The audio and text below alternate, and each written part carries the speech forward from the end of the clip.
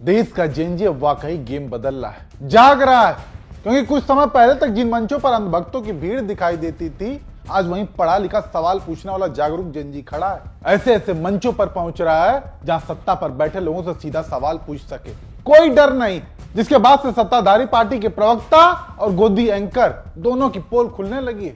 पहले एक छोटा सा नमूना देखिए, फिर पूरी पिक्चर दिखाते हैं। सर, मेरे को ये पूछना है कि आप कह रहे हैं हम गीता पढ़ाएंगे तो मॉरल वैल्यूज इनकलकेट होंगी बच्चों में, तो सबसे पहले पार्लियामेंट में गीता पढ़ाना चालू कर दें, नेताओं में थोड़ी बहुत मॉरल वैल्यूज आ जाएंगी तो बेटर हो।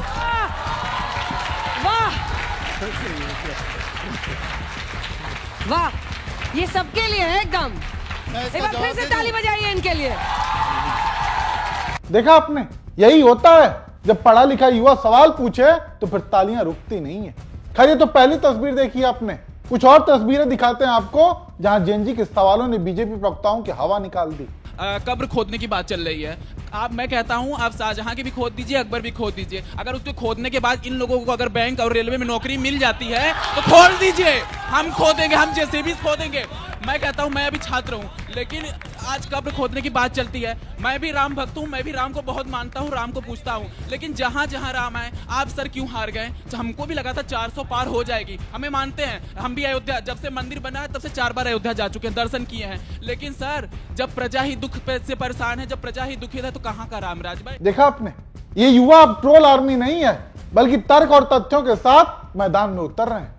अपने मुद्दे को लेकर सत्ताधारी नेताओं से सीधा सवाल पूछने की हिम्मत दिखा रहे हैं। और इसी का नतीजा है कि प्रवक्ताओं के चेहरे का रंग उतर चुका है। क्योंकि अब तक तो वो स्टूडियो में बैठकर एंकर से और विपक्षी प्रवक्ताओं से आपस में तू मैं करते थे, लेकिन अब जब जेनजी सवाल पूछ रहा है तो उनके पास गोलमोल जवाब देने के अलावा कुछ भी नहीं है। मेरा भाजपा से है, आपने कहा कि आप भ्रष्टाचार खत्म करेंगे, पर भ्रष्टाचार आपने महाराष्ट्र में लाड़की बहन योजना के समय क्यों नहीं खत्म किया, जब वहाँ पे हर महीने जो महिलाएं हैं वो जिस कैटेगरी में आती भी नहीं है फिर भी वो हर महीने पैसे ले रही हैं। क्या सवाल बीजेपी से है कि क्या बीजेपी सरकार में रहते अपने ही मंत्रियों के खिलाफ कार्रवाई करेगी, और अगर करेगी तो ऐसा कोई मंत्री बताइए सरकार में रहते हुए जिसने अपने की। मेरा सवाल बीजेपी प्रवक्ता से है। सर, आपकी सरकार दिल्ली में 27 साल बाद आई है, तो आपने कहा है कि हम धीरे धीरे काम करेंगे, एकदम से अचानक पोल्यूशन कम नहीं होगा। जब तक आप काम करेंगे, जब तक जो बच्चों की क्लासेस ऑनलाइन हो गई है, जो बुजुर्ग परेशान हो रहे हैं, जो बच्चों की पढ़ाई में जो परेशानी आ रही है, उसकी भरपाई कौन करेगा? हम टोटल पॉल्यूशन का मतलब कंट्रोल का उन्होंने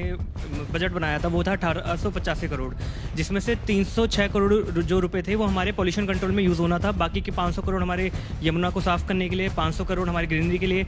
मैम, क्यों गवर्नमेंट हमें कोई एक प्रॉपर हमें ट्रांसपेरेंसी नहीं रखती, हमें कोई एक अच्छे से एक BOM नहीं देती जिसमें हम हर चीज़ समझ पा रहे हैं कि पैसे हमारे कहाँ जा रहे हैं, जो हम टैक्सेस दे रहे हैं वो कहाँ यूटिलाइज हो रहे हैं। पिछली सरकार पे जब बीजेपी वालों ने आरोप लगाया था कि जब त्योहार का टाइम होता है तभी क्लीनिंग होती है यमुना की और उस पर डिफॉर्मिंग स्प्रे होती है, एंड जब हम इस बार देख रहे हैं इस बार भी बीजेपी ने वही किया, एक सेपरेट चैनल बना के उस पे VIPs को एंटरटेन किया, एंड आपने बस उसी एरिया का पानी साफ किया, एंड आज भी यमुना का वही हाल है जो 1 साल पहले इलेक्शन से पहले था। जल्दी से मेरा प्रश्न ये है कि बातें सबने करी, पर आप ये कह रहे हैं कि हमने 9 महीने में नहीं किया, तो जितने आगे आप करने वाले हैं उसमें जितनी जाने जाएंगी उनका जिम्मेदार कौन होगा? सवाल बीजेपी के प्रवक्ता से है कि उन्होंने कहा कि नाम बदलना जरूरी नहीं था, तो क्या ये नाम बदलने की स्कीम एक अटेंशन ग्रैबिंग टैक्टिक था, या ये मनरेगा रिफॉर्म्स पुराने नाम के साथ क्यों नहीं लाए गए?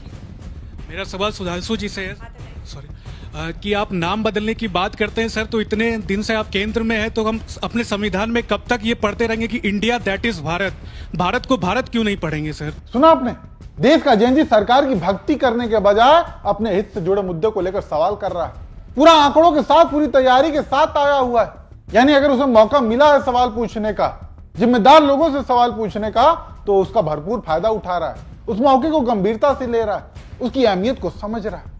और यही नहीं, युवाओं ने हाल ही में देश का जो बजट पेश हुआ उस पर ऐसे ऐसे सवाल दागे हैं कि यकीन से भी परे। सर, आप युवा की बात करते हो, युवा को एजुकेशन से मतलब है। हायर एजुकेशन में फाइनेंशियल ईयर 24 और 25 में 47,600 करोड़ का बजट बनाया, जिसमें 8% इंक्रीज है सर।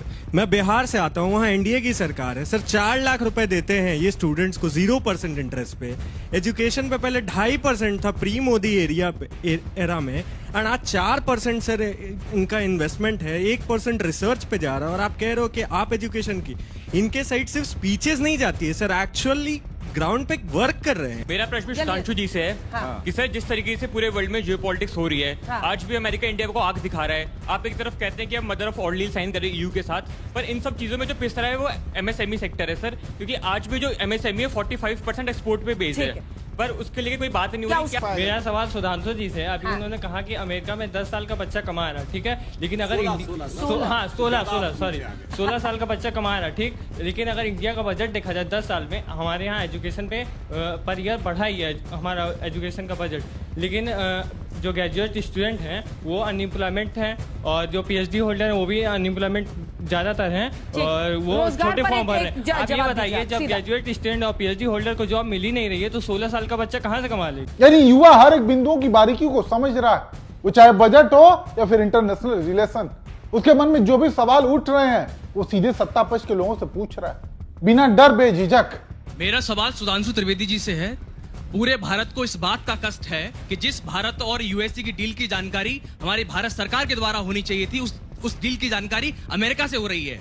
मेरा सवाल सुधांशु त्रिवेदी जी से है कि भारत और अमेरिका की जो ट्रेड डील है, इसके दस्तावेजों को सार्वजनिक क्यों नहीं किया गया? मेरा सवाल पक्ष के तरफ है कि जो पुतिन जी के साथ हमारी मित्रता की बात की जाती थी, उसकी सशक्तिकरण की बात की जाती थी, तो हमारी सरकार क्या करने वाली है? क्या सच में जो ट्रंप ने हमें क्लेम किया है कि वो वेनेजुएला से लेंगे ऑयल, वो क्या हम लेंगे या फिर हम रशियन रिलेशनशिप पर आपका सवाल? जब इस यूएस इंडिया ट्रेड डील की टर्म्स एंड कंडीशन से आज तक पब्लिक नहीं है, तो आप कैसे कह सकते हैं ये भारत के हित में है, या फिर बस इस डील को देश के ऊपर बचाया जा रहा है? ट्रेड डील से क्या डेयरी सेक्टर पर क्या कोई इफेक्ट पड़ेगा? सर, ये जो बार बार ये फ्लक्चुएट हो रहा है टैरिफ में, ये इंडियन इकोनॉमी को हर्ट नहीं कर रहा, और अगर कर रहा है, अगर हमने ट्रेड फाइल